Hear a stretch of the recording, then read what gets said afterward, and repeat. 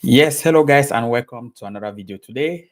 Today I'm going to be talking about the FIFA Agent Exam, how to get it and how to write the exam and pass. So we're going to be looking at some stuffs about the exam, especially as I'm hosting a course from this April.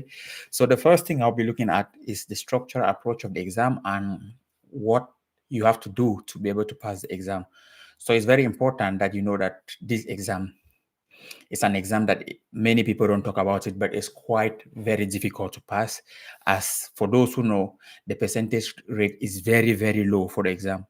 Most of the time, let's say if 100 people write the exam, just an example, just like 15 or very few people pass the exam because there's not lots of information how the preparation of the exam goes and how difficult it is. So most people have to be very careful when it comes to writing the exam because most people don't really know how the exam goes.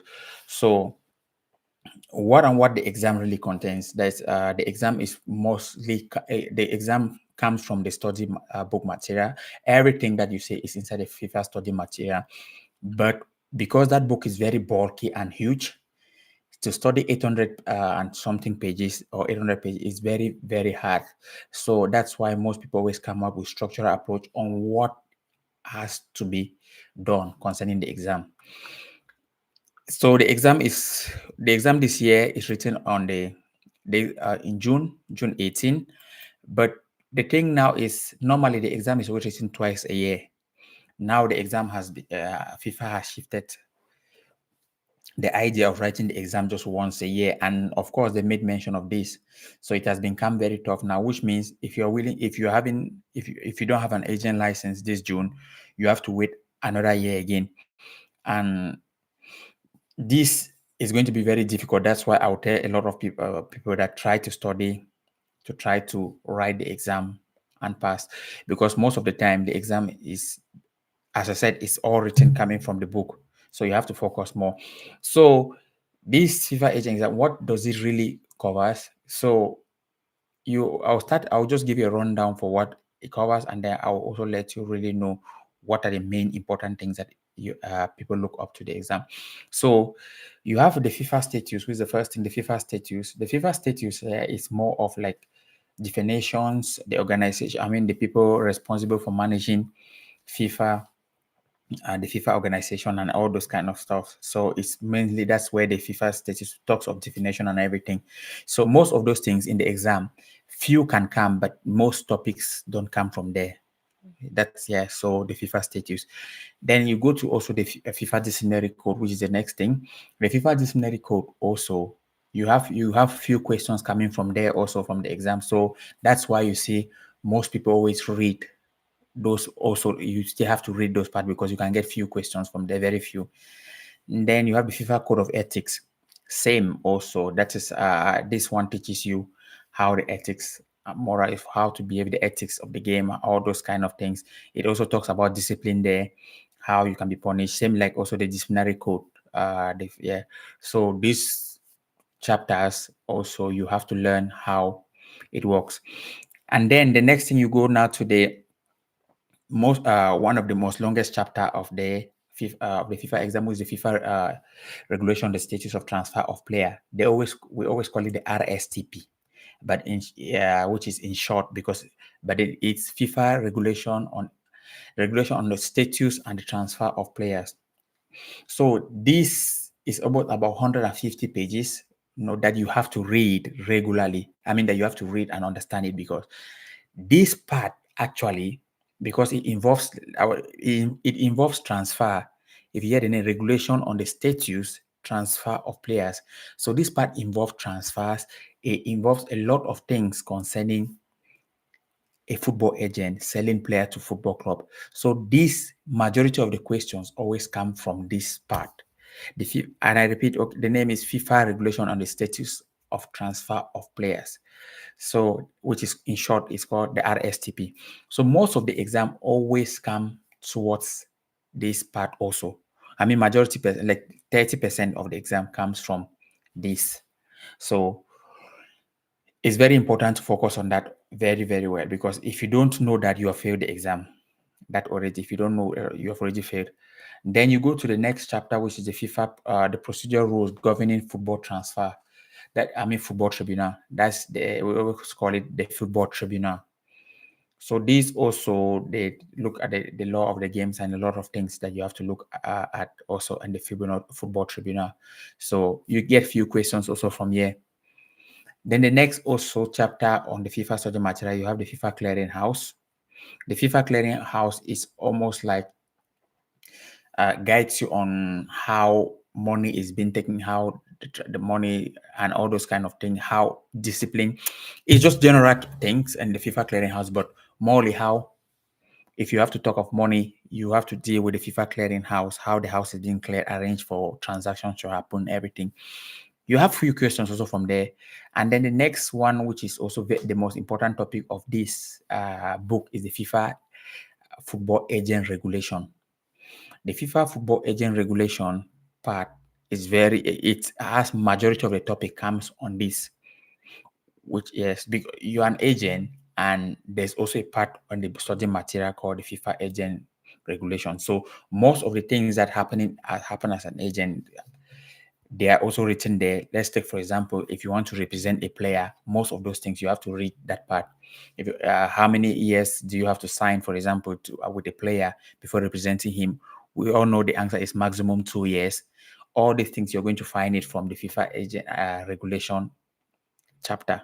So this carries like 40% of the exam also. So most of the time you have to read this very well. So you can see that the exam is something that you have to master certain things to have a structure of what you're doing. Then the next thing we have to look at is the safeguard children. So which is protect minor from abuses. So that also you have few questions from there. Well, so that's how we prepare the exam, and you have to know a lot of details concerning these things. So those chapters, if you can work on most of those chapters, but of course they are very bulky, so you have to be able to structure and know how to read to be able to pass the exam. Because I'll tell you how the structure, the overview of and the structure of the exam is structured in this format. You have number of questions, 20 multiple choice questions. That's how the exam comes, and their duration is 60 minutes. When you have 20 multiple choice questions, your duration is 60 minutes, which means one answer, if you divide 60 by 20, which means it's 3, which means one question is 3 minutes. And when they say 20 multiple choice question, you can have a question that it takes is very bulky, that you read, just only reading that question, you read it for close to about 1.5 minutes. Before you want to even think of answering that question, your 3 minutes has passed. So that's why in this exam, when writing it, you have to first know, you have to read the book very well, and also try to get knowledge from discussing with people. That because in the exam, while writing the exam, apart from knowing, there's also something we call applied knowledge.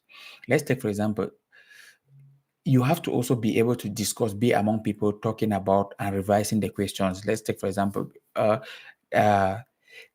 things that happen in real agent work situations. You have to be able to get a little bit idea of that, because the exam, as much as also is reading, but there's also applied knowledge put into it. They can give a question that the question you have to reason that can this be applied also in the real world when transfers are concerned. So that there's a little bit of that in it. So they give you the exam, then they tweak it a little bit so that it confuses you, so that you can be able to use your knowledge. And the reason FIFA is doing this, because you're going to manage elite players, professional players who earn millions. So that's why the exam has to be very difficult.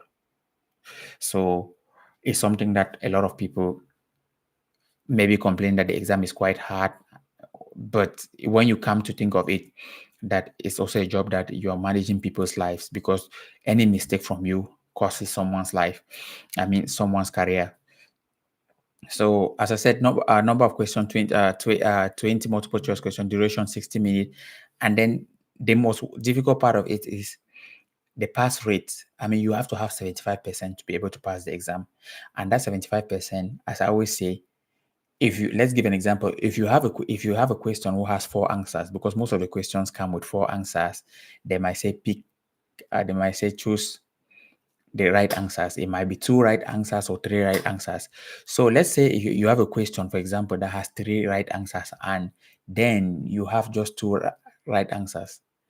You are not having a 0.5 points in that one. You are having actually, you failed it completely. And now, which means that's why the 75% pass rate is even more hard. And the format also is an open book exam. But the thing is that even that open book, you don't have time, because you are going to have the study material with you on exam day. But if you don't know where the the answers to the questions are, you will not even open the book, because the time runs so fast. Yeah. So that is how it happens. And so the study materials and key topics, as I said, are FIFA status and regulation of transfer of players. That's the RSTP is very important. Regulation and status of transfer of players is very important, and the FIFA agent regulation is also very important. Then the most ones, and then you also read, of course, the disciplinary code, the ethic codes, the FIFA statutes, and the safeguard, because you get few questions from there also, those things. So how to prepare for the exam is very important. You have to read the material thoroughly, practice past questions and more questions, join study groups, which is very important discussion. That's why the exam, the study course I am making, I will put all the guys in the WhatsApp group, that you can communicate with each other and always form small groups. Let's take, for example, when we start the course, we do it, then probably if because there will be many agents also, in that group, in that WhatsApp group, you can network with each other. But also, one thing that one thing that you have to also benefit from being around with agent and helping each other, is that you help to guide. You help to study together. For example, the assignments that you are doing, so that you can share knowledge and prepare yourself much better.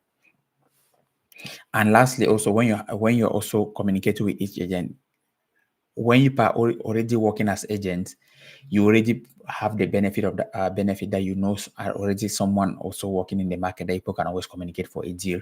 That's the use of this kind of things, like WhatsApp group. Then also learn how to navigate the study material quickly during the test. That's the most difficult one, because when they ask you, I'll give an example. When they ask you a question, let's take, for example, let's give an example. They say, how long is a representative agreement? A representative agreement is an agreement, like the contract that the agreement that the agent has, a FIFA agent has with a player. So they say, how long is a representative? What's the maximum? They will say, what is the maximum duration is a representative agreement? So the maximum duration is 2 years. That's the answer. But now, if you don't know the answer, then you have to go and search the study material. The study material is 800 pages. And let's say you have 2 minutes to do that, to search 800 pages. You can't. That's why you have to study. So for someone who already have an idea, who has been prepared well, let's take, for example, because when I was prepared well, this is when they say, how long is a representative agreement, I already know that representative agreement is on page, which, because it falls under FIFA agent regulation, I already know that is on page, from page 280 to probably page 321. I just go there, pap, then I go to the table of content, I scroll and I see representative agreement. I go now, try to read the few parts there. It takes me like close to 1 minute, something like that, and I get the answer. But if you don't know how to study, if you don't know those things, those study is going to be hard. Another method also, we have many methods just to try to find a solution. That was just one example I was trying to give, but these are the things that when you join people who have studied and also are teaching these courses, it quite helps you start and kickstart your career. Because the thing is, as I said, FIFA is hosting the exam just once a year. Someone who fails this year and you have the license, you already probably when you finish, you already have players that they'll be contacting you to try to sign with them. And when you sign those players, if you start talking to clubs that about connections, and if you sign a good player and sign with a club, you already start your agency and you start earning. Whereas someone who fails, is not also sure whether he will pass the other year. So everybody advise you that you do whatever it takes to pass the exam, because it's going to help you. It's your career. It's going to help you in future. Yeah, it's, as I said, an agent, to be an agent is a very lucrative business. That if you have, I mean, it's a very lucrative work. I always say, if you imagine yourself managing the next Neymar, the next Cristiano Ronaldo, scouting, going around the whole world to try to watch players. For example, like I have this, my summer is always very busy and booked. Let's take, for example, this summer, it starts in about 2 months. I'll have to move around or most of the professional clubs here in Finland. If I then I've already booked some to go to Sweden to try to watch most of the professional teams play. So it's a thing that is nice because you get to watch games in the stadiums, relax, and then you're scouting players. The players sign for you. You get your earnings. So it's just but it's something that you have to also work hard for it. So that's why I'm saying that it's a nice thing. Someone who loves football, those are great things. When I used to play, because when I used to play, I used to say, I didn't think of an agent. The first thing I used to always think of when I finish playing, I'm going to become a coach, an agent. But now I'm doing both actually. But also, of course, I love to coach. But when I also go to do the agent work, I also love it. So it's something that I'm very privileged to be able to do this kind of stuff. As I said, so I'm just quite happy with it. Why is my screen going brown on this side? Let's see. Um, just a moment, guys. Where should my screen be there? Yeah. Yes. Okay. But anyways, let's continue. So, and common mistakes and how to avoid them. Don't over rely on the open book format. Also, try to study a lot to be able to. Yeah. The next thing is also practice time management. Practice time management. As I said, every question try to use when you try to use few minutes on each questions as much as possible. Yeah, so you have to be sharp. Practice that time management. So when you will be studying in the study group, these are the things that we'll be doing. We'll be giving exercises that can improve your time management. So these are the things that I'll pay specific things on when I'm giving exercises to you guys. Then before we do the corrections, so that time management will be one of the key factors. So so the next thing also is there are things like training compensation that and solidarity mechanism that will also teach. So those are things that they always most of the time they comes that you cannot ignore them. So let's look at how is the registration process and the exam date. Of course, the exam date we know is 18th of June. The registration process is always through the FIFA platform. For those of you guys who have not registered, so remember, and you put that on your calendar, the exam date which 18th of June. And what happens? Let me clarify most of what happens when you pass the exam. When you pass the exam now, you have to also go to the FIFA platform and pay a certain amount. You have to pay $600 to FIFA, and when you pay that, then FIFA will award you the license. Then now you're free to manage to be an agent to whether it's Cristiano Ronaldo or whether to whoever you may want, whether it's your friend or who. You are free now to you're officially now like an agent that you can sign players and carry and take them to Europe with your network, everything. So, or to Africa or whatsoever place you might be, or Brazil, any place you want in the world, but you are free to represent players every part of the world. So those are the things when you pass the exam, of course, I'm going to try to give you some few details how to sign how to sign players, how to network with players, how to find smart players, how because as an agent, you also have to know how to find the elite top talent that you feel they are going to be better tomorrow, that are going to make you maybe more financial profit. Okay, that was it about that. So I'm not going to give a lot of I'm not going to go more into that. As I said, I'm hosting a course, an exam. I'm hosting a course, preparatory course for this. So most of you guys who have contacted me, we have been speaking already. So anyone who's still interested to write me. Also, my email is gauchobrian9@gmail.com. I think it's also on my YouTube. It's already on my also on my YouTube. So that's it. Yes, and we talk later. I have to leave you guys. I have a lot of things I have to try to do. I just came back from watching a game from the field. So it's past 11 year, but I still have to come here to give you this content so that it can improve your chances of passing the exam and preparing to pass the exam. Okay, so take care, and we talk to you tomorrow, and we continue again with another content because I'm here every day this kind of time on YouTube. I used to do the Instagram videos, but most of the time also I'll have to be giving time to you guys on YouTube, yeah, because I have to try to do that to you guys. Okay, talk to you later and have a nice time. Cheers. Bye.